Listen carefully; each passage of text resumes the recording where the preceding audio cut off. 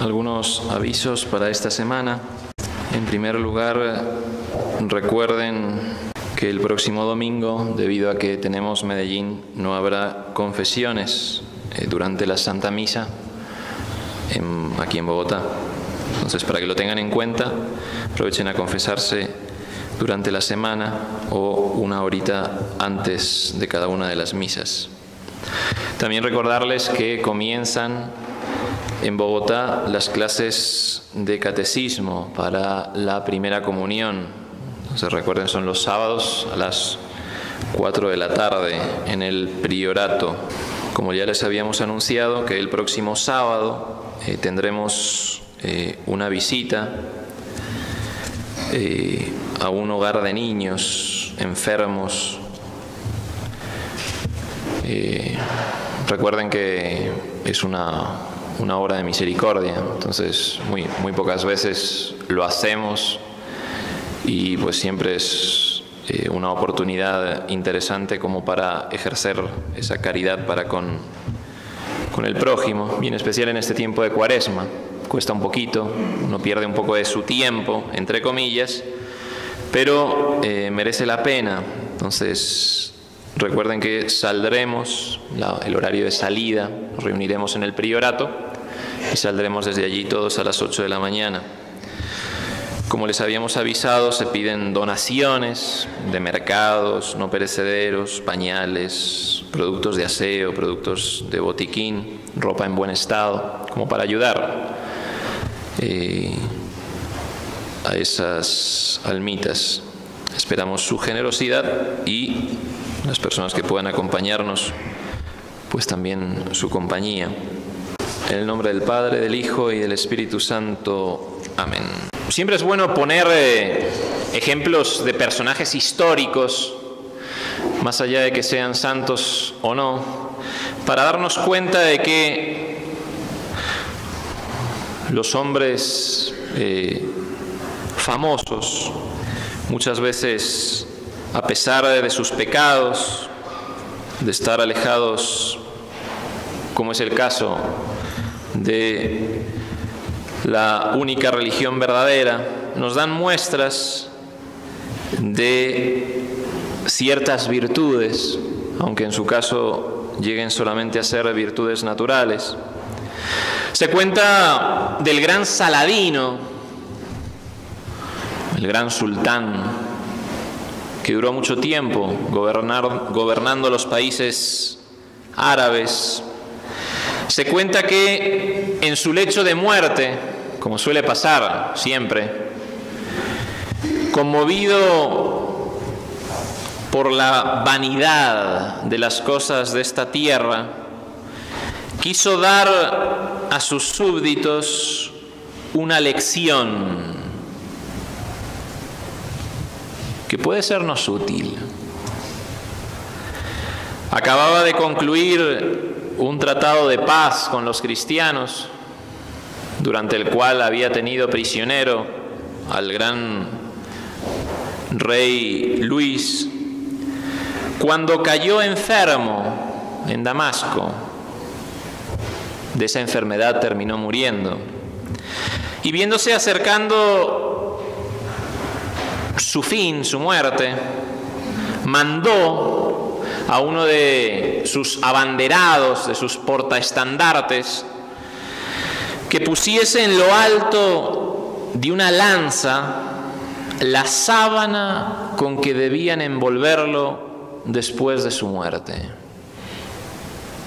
Y quiso, no solamente eso, sino que atravesando el portaestandarte todo su ejército, formado en orden de batalla, un heraldo marchase delante de él gritando estas palabras: he aquí todo lo que Saladino, vencedor del Oriente, se lleva de todas sus victorias.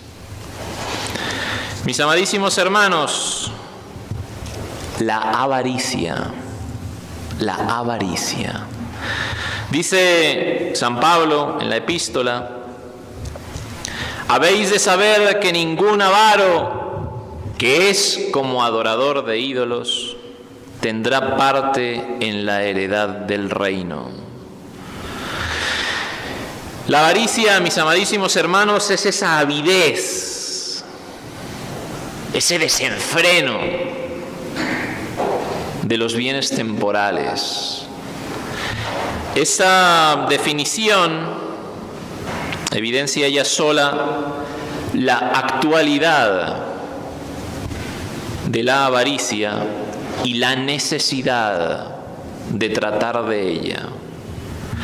Y es lo que vamos a hacer en este sermón. Expondremos su malicia, sus efectos, siguiendo precisamente a San Pablo y a Santo Tomás, del cual festejamos, Dios mediante, el martes su fiesta. ¿Qué es la avaricia? ¿Qué es? Los bienes temporales, como lo hemos visto 1001 veces en los retiros de San Ignacio, son un medio para conseguir un fin. Y no tienen otra razón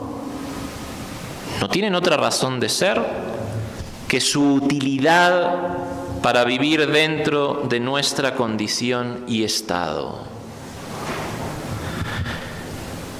Ahora bien, los medios deben de ser proporcionados al fin, así como la medicina ha de guardar relación con la salud que intenta procurar. Por lo tanto, cuando se apetece adquirir y conservar las riquezas, rebosando esta medida, más de lo que debemos, y norma de los medios para su fin, se incurre en un pecado que llamamos avaricia. Y este desorden de la avaricia puede consistir en dos cosas. No puede ser avaricioso por dos cosas.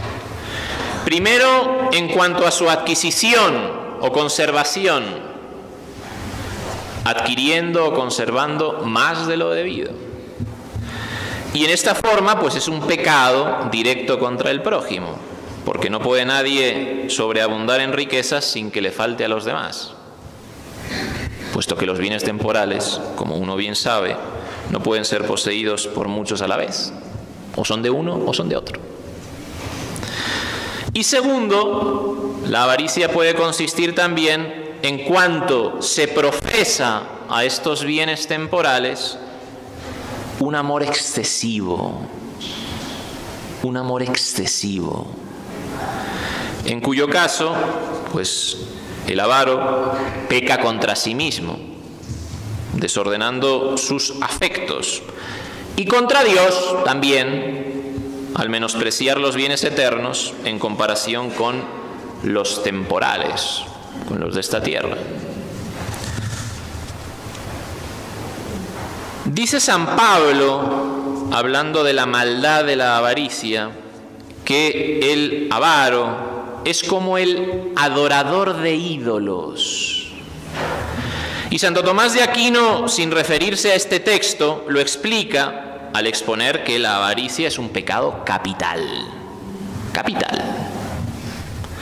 Pecado capital, recuerden, siempre bueno recordar pequeñas cositas, nociones de catecismo, es un pecado que al ser muy apetecido, pues impulsa al hombre a cometer otros muchos pecados que le servirán de medio para conseguir el que él se ha propuesto como fin. Y como quiera que no hay un fin tan deseado como la felicidad, fin supremo de la vida, pues cuanto más colocamos la felicidad en un bien determinado, tanto más apetecido se vuelve ese bien, y tantos más medios, tantos más pecados realizamos para conseguirlo. El avaricioso, mis amadísimos hermanos, considera el dinero, la riqueza, como fuente de toda felicidad y como bien suficiente para satisfacerlo. Y por lo tanto, se comprende que la avaricia sea cabeza de otros muchos pecados. Entonces, es un pecado capital y arrastra a muchos otros pecados. Después, entonces, podríamos decir, como dice San Pablo, una especie de idolatría, porque sustituye a Dios, bien supremo, por el dinero, por los bienes temporales. Y aquí viene lo peor, porque muchas veces uno dice, sí, bien, padre, el pecado, pero ¿qué daños causa la avaricia? Causa bastantes daños en el alma. El avaricioso, recuerden, se asemeja, como dice San Pablo, a un idólatra, no solo porque adora al dinero, sino porque lo adora con todo su ser, con todo su entendimiento, con toda su voluntad, con todo su ser. Como si el dinero, como si la riqueza fuera su Dios, fuera su Dios. Y de aquí se derivan infinitos males. Y San Pablo, hablando de ellos, los sintetiza en una sola frase. Los que quieren enriquecerse caen en tentaciones, en lazos y en muchas codicias locas y perniciosas, que hunden a los hombres en la perdición y en la ruina. Porque la raíz de todos los males, dice San Pablo, no es invención, es la avaricia. Y muchos, por dejarse llevar de ella, se extravían hasta en la fe y asimismo se atormentan con muchos dolores. Causa graves daños el avaricioso. Todos estos males, mis amadísimos hermanos, se derivan, podríamos decir, son consecuencia de un hecho. Y es que la avaricia se apodera totalmente del hombre, totalmente. El hombre ya no vive sino para ella. Y de tal modo vive ciego que no advierte ni los males que se busca, ni los daños que causa, ni los odios que suscita. De hecho, hasta los mismos autores clásicos ya lo comprobaron. Hay una frase muy increíble de Séneca que dice que el hombre posee las riquezas de la misma manera que nosotros decimos que tenemos fiebre, esa calentura, cuando en realidad es ella quien nos domina. Deberíamos, continúa diciendo Séneca, rectificar y decir: las riquezas lo tienen a él e incluso lo atormentan de 1000 maneras, de 1000 modos. Para no alargarnos más, me gustaría dar una rápida enumeración de algunos de los daños reales que acarrea la avaricia. En primer lugar, como decíamos, ciega al hombre. El avaricioso está ciego. Es muy interesante que Plutón, dios de las riquezas en la mitología grecorromana, era ciego, porque precisamente la avaricia ciega al hombre. El avaricioso no ve el daño sobrenatural que se acarrea a sí mismo. El avaricioso no ve el cielo, y lo pierde. Lo pierde. No ve tampoco la miseria material en que vive. Las palabras del libro del Eclesiastés lo resumen. Hay un trabajoso afán, dice este libro sagrado, que he visto debajo del sol, riquezas guardadas para mal de su dueño. Es un triste mal como vino, así haya de volverse. Continúa el libro del Eclesiastés. Y nada puede llevarse en la mano de cuánto trabajó. Y sobre esto, comer todos los días de su vida en tinieblas, en afán, en dolor y en miseria. La miseria en que vive el avaricioso. Tercero, la avaricia exige trabajos más duros que Dios nuestro Señor. Su yugo es pesado, en cambio el de Dios es suave, ligero. La avaricia nos manda incluso a atravesar mares, a hacer grandes viajes. Dios nos manda, nos pide que solamente le demos algo a los pobres que llaman a nuestra puerta. No necesitamos viajar, no necesitamos cruzar mares. Mis amadísimos hermanos, la avaricia ciega al hombre. La avaricia lo hace injusto, lo hace rapaz. No repara en el derecho ajeno, aquel que no conoce otra felicidad que las riquezas, evidentemente.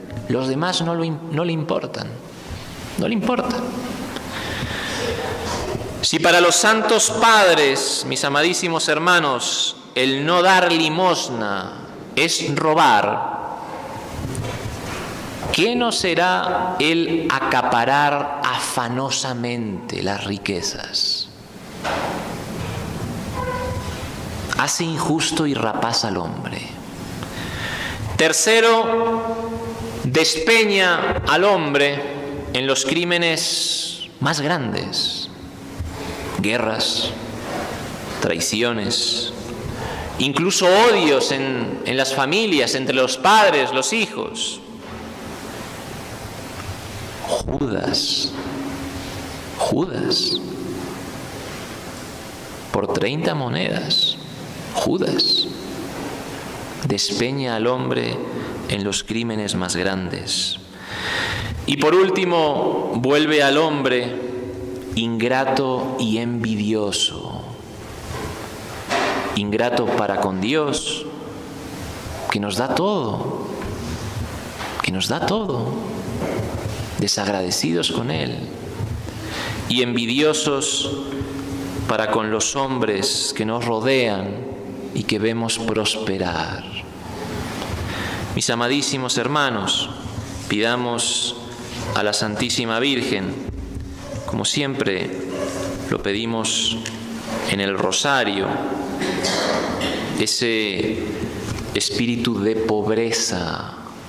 Cuando contemplamos la encarnación, el nacimiento de nuestro Señor, ese espíritu de pobreza en nuestra vida, ese alejar de nosotros, ese desorden del desenfreno por las cosas materiales, y pidámosle a ella que también en esta Santa Cuaresma nos conceda la gracia, precisamente, de hacer penitencia y de reparar por nuestras faltas, para así poder limpiar nuestra alma para el día de la Pascua, y así también que en el día en que Dios nos llame, nos encuentre preparados para gozar, para ser dignos de gozar de su rostro eternamente en el cielo. Ave María Purísima, en el nombre del Padre, del Hijo y del Espíritu Santo. Amén.